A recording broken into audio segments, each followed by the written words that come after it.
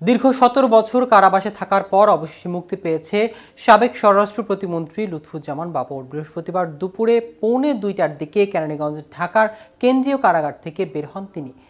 বিএনপির নেতার মুক্তির খবরে কারাগারের সামনে উপস্থিত হন দলটির হাজারো নেতাকর্মী। প্রিয় নেতাকে এক নজর দেখতে এ সময় অনেকেই জেলগেটের বেষ্টনী ডেঙিয়ে ভেতরে ঢুকে পড়েন। এক পর্যায়ে বাবর সমর্থকদের চাপে বেষ্টনী ভেঙে পড়ার উপক্রম হয়।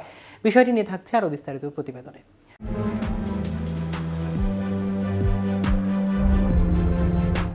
গত মঙ্গলবার আয়োজিত 10 ট্রাক অস্ত্র মামলা যাবজ্জীবন কারাদণ্ডের দায় থেকে খালাস পান লুৎফুজ্জামান বাবর। বিচারপতি মোস্তফা জামান ইসলাম ও নাসরিন আক্তারের সমন্বয়ে গঠিত হাইকোর্ট বেঞ্চে এ রায় ঘোষণা করেন। রায়ের পর আইনজীবী শিশির মণি সাংবাদিকদের বলেন, এ মামলা লুৎফুজ্জামান বাবরকে ৭৮ রিমান্ডে নিয়ে চাপ দেওয়া হয়েছিল বিএনপি চেয়ারপারসন বেগম খালেদা জিয়া ও ভারপ্রাপ্ত চেয়ারম্যান তারেক রহমানের জড়িত জবানবন্দি দিতে। এই জবানবন্দি দিলে বাবরকে আসামি না করে সাক্ষী করার প্রস্তাব দেওয়া হয়েছিল। কিন্তু ৭৮ দিন রিমান্ডে থাকার পরও তিনি এ জবানবন্দি দিতে রাজি হননি, যে কারণে তাকে এ মামলায় আসামি করা হয়। ২০০৭ সালে ২৮ মে আটক হন লুৎফুর রহমান বাবর। এরপর বিভিন্ন মামলায় তার দণ্ড হয়। এর মধ্যে 2টি মামলায় তার মৃত্যুদণ্ডাদেশ হয় এবং একটিতে যাবজ্জীবন কারাদণ্ড দেওয়া হয়।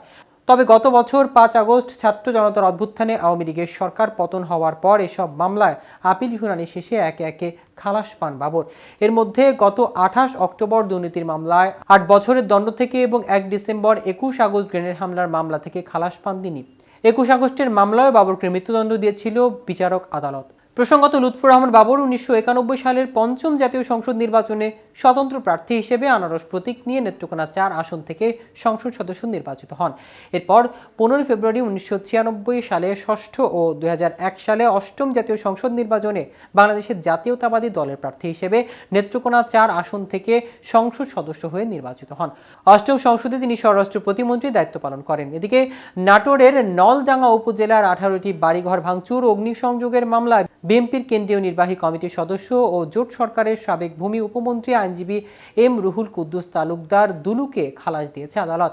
একই সঙ্গে মামলায় আরও ৬৭ জনকে অব্যাহতি দেওয়া হয়েছে। বুধবার দুপুরে অতিরিক্ত জেলা ও দায়রা জজ আদালত ১-এর বিচার AFM মারুফ চৌধুরী এ রায় দেন। সংশ্লিষ্ট সূত্রে জানা গেছে, ২০০৪ সালের ৭ ফেব্রুয়ারি নাটোরের নলডাঙ্গা উপজেলার রামশা কাজীপুর গ্রামে আওয়ামী লীগের নেতাদের বাড়িঘর ভাঙচুর ও অগ্নিসংযোগের অভিযোগে সাবেক উপজেলা চেয়ারম্যান ও আওয়ামী লীগের নেতা আসাদুজ্জামান আসাদ নলডাঙ্গা থানায় বাদী হয়ে এম রুহুল কুদ্দুস তালুকদারের দুলুসহ ১০৫ জনের নাম উল্লেখ করে মামলা করেন।